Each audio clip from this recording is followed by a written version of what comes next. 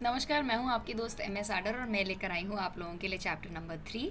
सौम्या मुस्कुराई और उसने कहा, ज़्यादातर मरीज बीमारी के कारण ना तनाव में होते हैं, चिंता होती है यार उनको, और इसलिए वो चिड़चिड़े हो जाते हैं।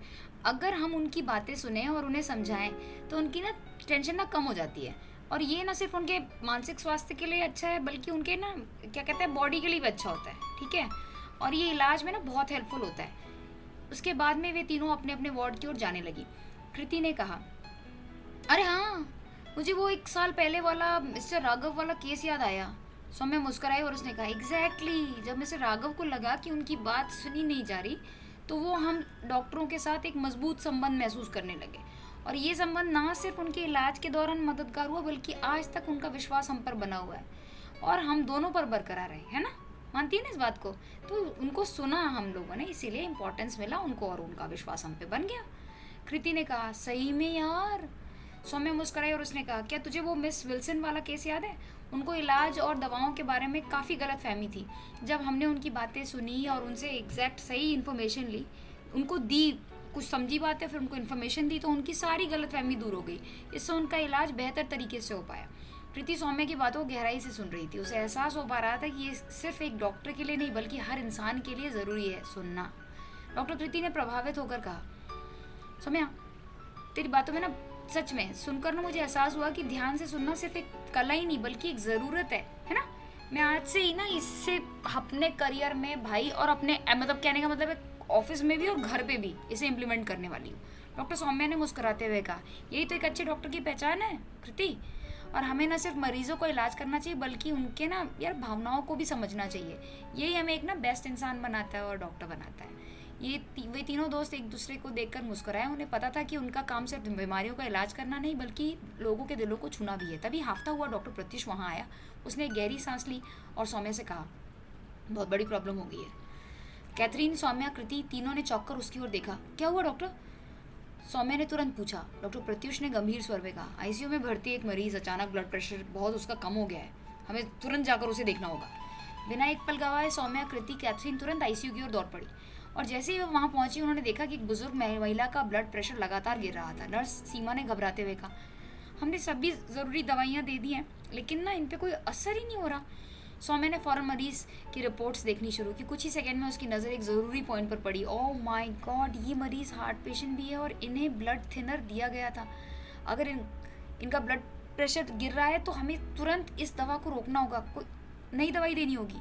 डॉक्टर प्रत्युष ने तुरंत आदेश दिया, आईवी के ज़रिए फ्रूट्स बढ़ाओ और दवा बदलो। थोड़ी देर में मरीज़ का ब्लड प्रेशर स्टेबल होने लगा। सौम्या और कृति ने राहत की सांस ली। डॉक्टर कृति ने सौम्या की ओर देखा और कहा, सौम्या, तुमने फिर से साबित कर दिया है ना कि एक डॉक्टर को सिर्फ मेडिकल नॉलेज नहीं, बल्कि तुरंत सही फैसला लेने की भी वो कैपेबिलिटी होनी चाहिए। मान गई तुझे मैं, सच में। डॉक्टर सौम्या मुस्कुराई और बोली, और मरीजों की बातें ध्यान से सुननी चाहिए, ये मत भूलना कृति तू। हाँ, अगर हमने उनकी मेडिकल हिस्ट्री को नज़रअंदाज किया होता तो ये प्रॉब्लम ना और बढ़ सकती थी। डॉक्टर प्रत्युष ने सिर हिलाते हुए कहा, सही में तुम दोनों ने शानदार काम किया और तुम दोनों बहुत अच्छे डॉक्टर हो। हमें हर मरीज के पूरे हिस्ट्री को समझना चाहिए ताकि हम इलाज सही से कर सकें। इसीलिए तो मैं अभी तक इतना कामयाब रहा हूँ और तुम लोग भी रह रहे हो, आगे भी रहोगे। आईसीयू में हलचल कम हो गई थी, मरीज अब स्टेबल था। कैथरीन, सौम्या, कृति, प्रत्युष एक दूसरे की ओर देखकर मुस्कुराए। उन्हें एहसास हो चुका था कि मेडिकल फील्ड एक सिर्फ पेशा ही नहीं, बल्कि एक बहुत बड़ी जिम्मेदारी है। रात गहरी हो चुकी थी, झिंगुरों की आवाज़ आ रही थी, लेकिन उनके दिलों में बहुत ज़्यादा कंटेंटमेंट था। आज उन्होंने फिर एक जान बचाई थी और इस बार भी मरीज़ की बात को ध्यान से सुनने की आदत ने उन्हें सही रास्ता दिखाया था। सौम्या ने धीरे से कृति और कैथरीन से कहा, तुम दोनों एक साथ घर चले जाओ, ठीक है? मुझे आज अपने घर पर उन नकली जहरीले सांपों के सैंपल्स की ज़रूरी टेस्टिंग करनी है। डॉक्टर प्रत्युष ने उनकी ये बातचीत नहीं, उसे समझ में नहीं, एक्चुअली सुनाई नहीं दी। वो अपने बचपन के एक तरफा प्यार डॉक्टर सौम्या को उन्हें उसके घर छोड़ना चाहता था।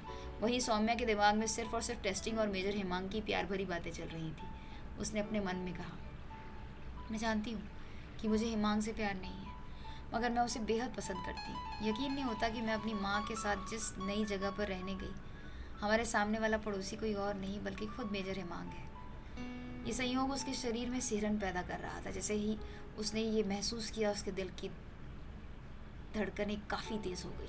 डॉक्टर प्रत्युष ने अपनी कार सौम्या की तरफ बढ़ाई और बहुत प्यार से कहा, सौम्या, क्या तुम्हें घर छोड़ दूँ? सौम्या, सुनो ना, क्या तुम मेरी बात सुन रही हो? अरे, तुम्हें क्या हो गया है? क्या तुम ठीक हो सौम्या? लेकिन सौम्या की आंखों में एक अलग ही ख्याल तैर रहा था। उस प्रत्युष को अनदेखा किया और बिना कुछ कहे अकेले ही अपनी कार में बैठी और घर के लिए निकल पड़ी। प्रत्युष उसे जाते हुए देखता रहा। उसके दिल में दर्द था, मगर उसने इसे छिपाने की कोशिश की। उसे यही लग रहा था कि कितना अच्छा होता पहले पास्ट में जिस तरह से वो अपनी कार को यहीं छोड़ देती थी और उससे लिफ्ट लेती थी, आज भी वो वैसा ही करती, मगर उसने ऐसा कुछ नहीं किया। सौम्या के दिल और दिमाग में अलग ही हलचल थी। जब उसने अपने नए घर की ओर कार मोड़ी तो उसका मन बार बार ये सोच रहा था, अब मुझे हर दिन हिमांग का सामना करना पड़ेगा। ये थोड़ी देर के लिए वो सच में अपने ख्यालों की दुनिया में खो सी गई थी। फिर उसने धीरे से कहा, क्या एक महज संयोग है या फिर किस्मत का कोई इशारा? रात के अंधेरे में उसकी कार की हेडलाइट सड़क की रोशन करती हुई जा रही थी, और लेकिन उसके मन में कई सवाल थे जिसका कोई जवाब नहीं था। जब वो घर पहुंची तो देखा सामने वाले घर की बालकनी में हिमांग खड़ा था। उसका दिल एक पल को तेज धड़क उठा। अब हम जानेंगे कि क्या आने वाले चैप्टर में हिमांग फिर से उसे उसी प्यार से मिलेगा। क्या वो उसे रोक पाएगी? क्या वो अपने आप को रोक पाएगी? आखिर उन दोनों के बीच में क्या होगा? इसी के साथ इस रोमांटिक नॉवल का ये वाला चैप्टर यहीं पे कंप्लीट होता है। मिलते हैं बहुत जल्द, जिसमें मैं आप सबको अगले चैप्टर की कहानी सुनाऊंगी। दोस्तों, आपको ये ऑडियो बुक अगर थोड़ी भी पसंद आई है तो ऑडियो बुक को लाइक कर दीजिए, और चैनल को सब्सक्राइब नहीं किया तो चैनल को सब्सक्राइब कर लीजिए। Thanks for watching. हमेशा मुस्कुराते रहिए। Have a blissful life.